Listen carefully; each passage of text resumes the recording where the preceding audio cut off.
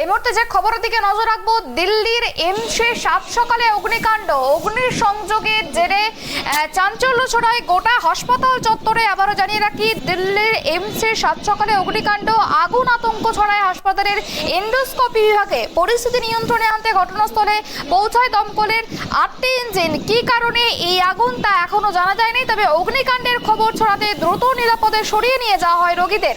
এখনো পর্যন্ত মেলেনি কোনো হতাহতের খবর।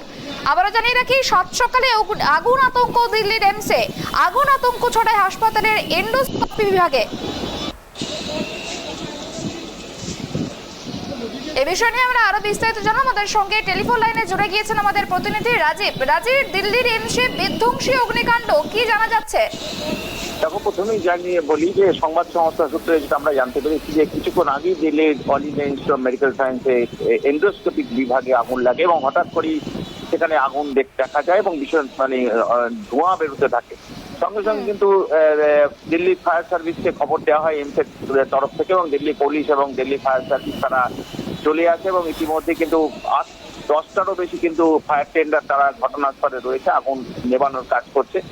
কিন্তু এখনো পর্যন্ত যেরকম খবর আমরা পাচ্ছি যে আগুন জ্বলছে, কিন্তু ওই ফ্লোরে যারা ভর্তি ছিল, অর্থাৎ এন্ডোস্কোপিক বিভাগে যারা ভর্তি ছিল তাদের কিন্তু সরিয়ে ফেলা, অনেককেই সরিয়ে ফেলা হয়েছে। বাকি যারা আছে তাদের ওখান থেকে সরিয়ে নেওয়ার চেষ্টা হচ্ছে। এখনো পর্যন্ত খবর যেটুকু পেয়েছি যে আহত বা হওয়ার খবর বা কোনো অঘটন ঘটার খবর কিন্তু এখনো পাওয়া যায়নি। কিন্তু দমকলের ফায়ার অফিসাররা তারা উপরে উঠেছেন এবং আগুন যেখানে যে মূল জায়গা সেখানে জল দেওয়ার চেষ্টা করছেন এবং যে আগুনকে নিয়ন্ত্রণ করার চেষ্টা করছেন। কিন্তু এখনো পর্যন্ত যে নিয়ন্ত্রণ হয়েছে এটা এখনো পর্যন্ত বলা যাবে না। চেষ্টা করছেন, আরো ফায়ার টেন্ডার আনা হচ্ছে, দিল্লি ফায়ার সার্ভিসের আরো অফিসাররা আসছে, দিল্লি পুলিশের পদস্থ অফিসাররা রয়েছে। তবে একটা আতঙ্ক ছড়িয়েছে পুরো এইমস জুড়ে, যেভাবে আগুন লেগেছে, একটা ভয়ঙ্কর আগুন। হঠাৎ করে সোমবার সাত সকালে প্রচুর মানুষ যে সময় এসছেন, কারণ ভিজিটার আওয়ার প্রচুর, সেখানে ভর্তিও আছেন প্রচুর মানুষ। অর্থাৎ তাদের অন্যান্য ফ্লোরে যারা আছেন তাদেরকেও সরিয়ে ফেলা হচ্ছে, কারণ নিচের ফ্লোরটা অত্যন্ত গরম হয়ে গেছে বলে শুনতে পাচ্ছি, যার ফলে একটা ওটা আতঙ্ক রয়েছে। এখনো পর্যন্ত দমকলের কর্মীরা তারা কাজ করছেন, আগুনে তারা নেভানোর চেষ্টা করছেন। তবে আগুন ভেতরে জ্বলছে, যেটা জানা যাচ্ছে যে আগুন ভেতরে জ্বলছে এবং কমপ্লিট আগুন নেবার পর বোঝা যাবে যে সেখানে কিভাবে আগুন লাগলো। কারণ এন্ডোস্কোপিক বিভাগে প্রচুর মানুষ সেই সময় চিকিৎসা করাতে এসেছিলেন, ভর্তিও ছিলেন। যদিও তাদের যেটুকু বলা হচ্ছে যে ফায়ার সার্ভিস দিল্লির তরফে যেটা বলা হচ্ছে, তাদের নিরাপদে অনেকই সরানো গেছে।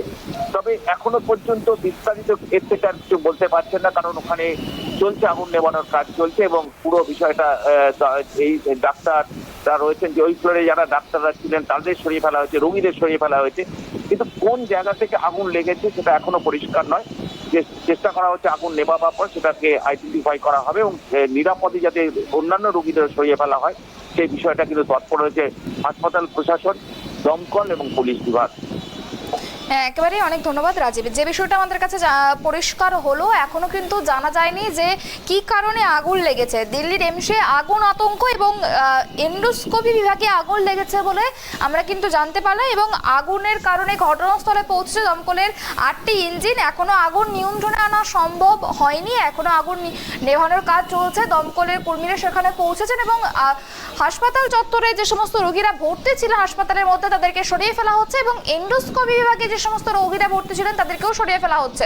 এবং কি কারণে আগুন লেগেছে তা তদন্ত সাপেক্ষ, তা তদন্ত করে দেখছে দমকল কর্মীরা।